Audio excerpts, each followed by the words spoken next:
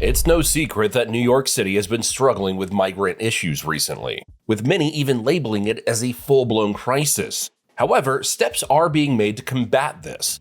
It's causing a bit of a divide. Today, on Across the Globe, we'll be looking at how New York City has started busing migrants to other states. So brace yourself, here's everything we know. 2022, a challenging year for New York City. Before we get into the recent events that are causing a lot of political chit-chatter, let's look at the year this crisis really started to bubble. According to City and State New York, over 210,000 migrants have arrived in New York City since the spring of 2022. They noted that many of these migrants are hailing from countries in Latin America and the Caribbean, though a significant number have also come from countries in Africa and China. Of course, many people see America as the land of opportunity. But New York City in particular is a sanctuary city, and it has worn that badge with pride for many years. With that, migrants likely flock here feeling that they'll be welcomed with open arms. According to Yang for New York City is home to 3.1 million immigrants who make up approximately 37% of the city's population and 45% of the workforce. But in 2022, when the influx began flooding mainstream news, people began to worry, despite the fact that the majority of immigrants contribute to society in positive ways. In September 2023, Mayor Eric Adams put fear into the hearts of many New Yorkers when he said that the migrant issue will destroy New York City.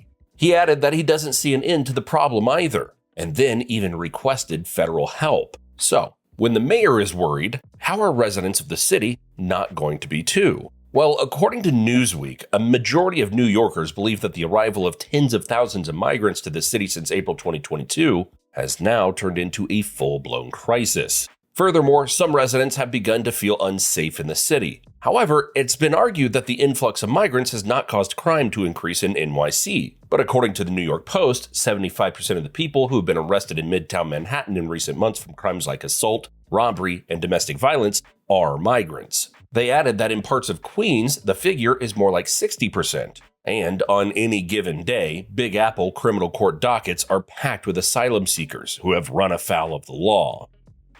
Texas versus New York, a shaky situation. For some context, let's briefly talk about sanctuary states. With 11 states proudly displaying the sanctuary banner through a combination of legislative and administrative acts, sanctuary states have emerged as a hot topic in American politics. These states are California, Colorado, Connecticut, Illinois, Massachusetts, New Jersey, Oregon, Rhode Island, Vermont, Washington, and New York. These states foster safe havens for undocumented immigrants, embracing them with open arms, or at least that's the idea. Meanwhile, down in Texas, as of 2024, no city has officially claimed the title of sanctuary city, stirring the pot in the ongoing Texas versus the state of New York showdown. It's like a game of political tug and war where New York struts around with its sanctuary status while Texas holds its ground, all amid a lively chorus of opinions and debates. And this is where things get a little complicated. In April 2022, Republican Governor Greg Abbott of Texas declared in that his state will begin busing migrants released from federal custody to other states. He claimed that he was taking this action to keep the government from bearing the burdens imposed by open border advocates in other parts of the country. In February 2024, the Texas Tribune reported that since Governor Greg Abbott announced the program, Texas has bused over 102,000 migrants to New York, Chicago, Denver, Philadelphia, Los Angeles, and Washington, D.C. They added that this initiative came with a hefty price tag. And as of January 24th, the state had spent more than $148 million to bus migrants to predominantly Democratic cities. As you can imagine, a feud started to form between Abbott and Adams, and fuel was added to the fire when Abbott explained the reasoning for his actions. As reported by the Daily Mail, Abbott stated that when Adams started to blame him for the city's migrant crisis, he decided if he was going to be accused of busing migrants there, he might as well just do it. Abbott said, "Out of nowhere, Mayor Adams started criticizing me for busing them to New York, which I was not doing. But he kept criticizing me. I thought, you know what? New York is a sanctuary city. If I'm going to get the criticism, I'm going to get the credit." So we started busing them to New York. So let's skip forward to 2024 and assess how New York responded to Abbott's program. In a quirky legal ploy, New York tried to use an outdated anti-pauper legislation to block Texas's contentious plan to provide free bus transportation for the city for migrants from the southern border.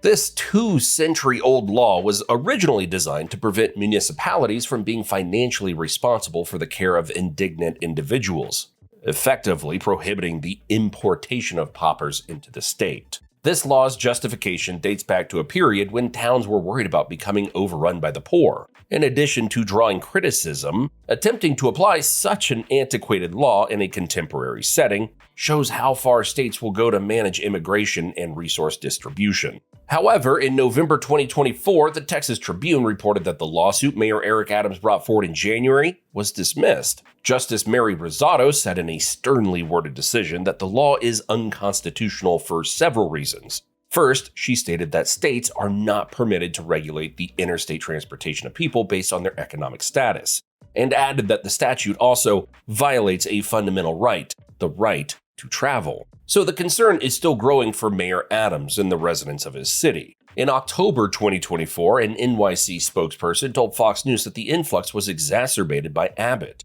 and that resources have been exhausted in part due to his efforts. Fox News added that the influx of migrants has put a strain on social services and led to scenes of migrants lining up outside the Roosevelt Hotel. In terms of cost, things are getting pretty pricey. Over $5 billion is anticipated to be spent on the migrant issue. And Adams has previously stated that expenses could reach over $10 billion by the end of the next fiscal year, and previous estimates had put that number even higher. So what else does Mayor Adams have up his sleeve to try and make things better for the people of New York City? Let's take a look. New York City flips the script. On October 28, 2024, Fox News reported that amid an ongoing battle between officials over how to handle the migrant crisis, New York City had begun buying tickets for thousands of migrants to travel to Texas via bus or plane. Ironically, where many of them originally traveled to the sanctuary city from in the first place. They stated that New York City has been providing settlement options to migrants since the influx began in 2022, and in 2023 opened a reticketing center to offer one-way plane tickets to migrants. Fox News confirmed that so far, New York City has issued more than 47,000 tickets, and roughly 4,500 migrants have been sent to Texas using bus or plane tickets bought by NYC. This number is rather caustic, seeing as this was the average number of migrants arriving in NYC at one point of the influx. However, Mayor Adams isn't pinpointing Texas. As reported by ABC 13 Eyewitness News, Liz Garcia, who works at Mayor Eric Adams' press office, stated that while Texas is the top destination for migrants as part of the city's relocation program, the program actually works by interviewing migrants and allowing them to choose where they want to go. New York City's further measures revealed. As well as this new busing program, New York City has thrown another spanner in the works of their bid to tackle the migrant crisis. As reported by Yahoo News, New York City is ending a program that provided prepaid debit cards to migrant families living in the sanctuary city. The program was providing migrant families up to $350 a week and began with 500 migrant families with children. New York City had said that the program would save the city $600,000 a month and $7.2 million annually. By July 2024, 7,300 households were part of the extended program. However, many critics argued that the program unfairly gave preference to migrants over other needy New Yorkers and was prone to abuse. In a statement issued to Fox 5 New York, Adams announced the end of the Immediate Response Cards pilot program. He said, "Through the Immediate Response Cards pilot program, we were able to reduce food waste, redirect millions of dollars to our local economy, and provide more culturally relevant food to more than 2,600 migrant families in our care. As we move towards more competitive contracting for asylum seeker programs, we have chosen not to renew the emergency contract for this pilot program once the one-year term concludes." What's next for New York City? As the Texas bus wheels keep on rolling and New York plays its own game of repatriation ping pong, it seems this tug of war over migrants could stretch on longer than a summer road trip with kids in the back seat. If Texas remains determined to send migrants on a one-way ticket to the Big Apple, while New York flexes its muscles to send them back or off to other states, this circus may just continue. And it's looking like Mayor Adams will not be stopping Governor Greg Abbott anytime soon. As mentioned, the New York Supreme Court ruled that New York City can't prevent buses from bringing migrants from Texas, but nothing is stopping them from sending them right back. So, as New York City grapples with a continuing influx of newcomers, whether welcomed with open arms or sent back in a legal game of cat and mouse, the city's resources, infrastructure, and social services may face increased strain. The continuous cycle of arrival and departure could disrupt community stability and complicate the already challenging landscape of housing, education, and healthcare. However, on the flip side, this scenario might also spark innovative solutions and collaboration between local organizations and the city government, as they strive to create a welcoming environment for those seeking refuge. Ultimately, how New York City navigates this complex situation could redefine its identity, balancing its storied legacy as a sanctuary for immigrants with the practical realities of meeting the needs of both its long-term residents and its new arrivals. But for now, only time will tell. What about the 10 states Americans can't wait to leave?